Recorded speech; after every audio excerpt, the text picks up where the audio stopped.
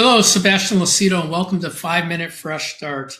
I'm going to open today in Galatians 6. It says, "But let each one examine his own work, and then he will have rejoicing in himself alone and not in another. For each one shall bear his own load. Let him who is taught in the word share it in all good things with him who teaches. Do not be deceived. God is not mocked. Whatever a man sows, that will he also reap." In here, I want to read a second scripture in John 21. It says, "Then Peter, turning around, saw the disciple whom Jesus loved following."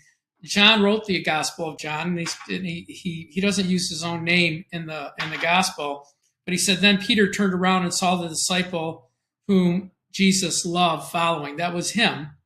That was John, who also had leaned on his breast at supper. John was the youngest of all of the apostles, so he was almost like a younger brother. I mean, most commentaries put him at maybe 15 years old, 14, 15, 16 years old. So he's leaning on Jesus' breast like a younger brother.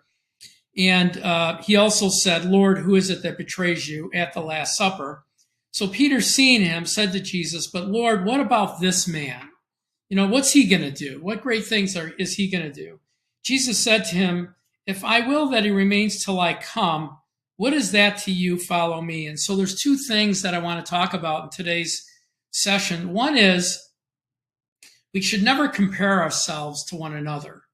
Galatians said, "Let each one examine his own work, and he'll have rejoicing in himself and not in another."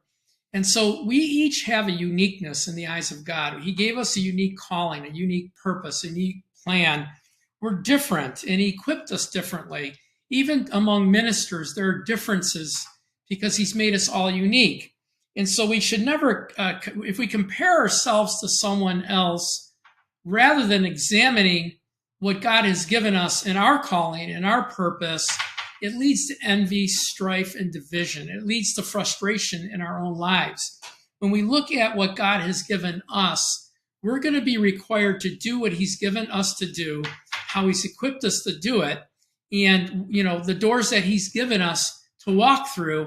And so when we take our eyes off of Jesus and our own calling, our own purpose, and look at someone else and begin to examine, I'd like to be like that person, or I'd like to do what that person is doing, we actually are out of the will of God. I mean, here Jesus said, "Listen, just follow me. Don't worry about him. Follow me. You have your own lane. Even though we're all one body, you have your own purpose, your own call, your own race." The other thing is examining ourselves, because I think in one of the most important scriptures, I think, concerning the only thing that Jesus said to do in remembrance of him was communion. And right in the center of that teaching in Corinthians is, "Let a man examine himself," and when we look at that scripture, it's not that we wouldn't be sick or weak or die if we examine ourselves. And we should continually examine ourselves. Am I doing all that I can do? Am I doing anything wrong? Am I saying anything wrong?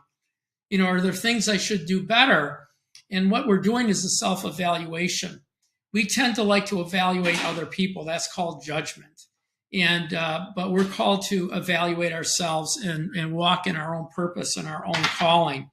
There's another scripture in 2 Corinthians chapter 10. It says, "For we dare not class ourselves or compare ourselves with those who commend themselves. But they, measuring themselves by themselves and comparing themselves among themselves, they're not wise."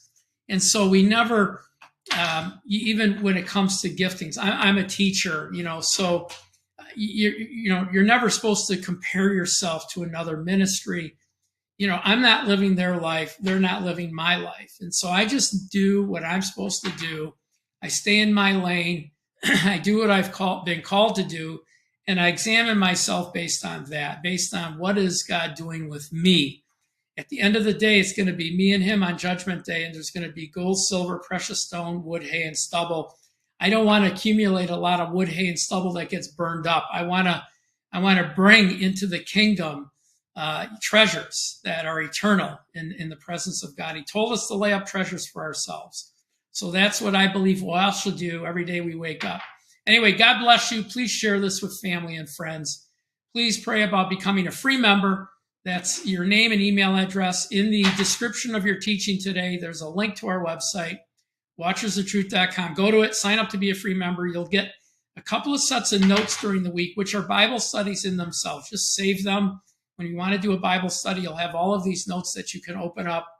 And also, you'll receive our uncensored blog, which is what I really think. And that's what I really think about what is going on in the world today. That's emailed every Friday to everyone in our database, both free members and partners. And then naturally, we survive by your gifts.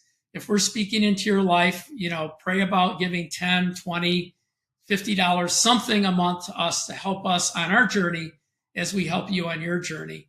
And we're in this together.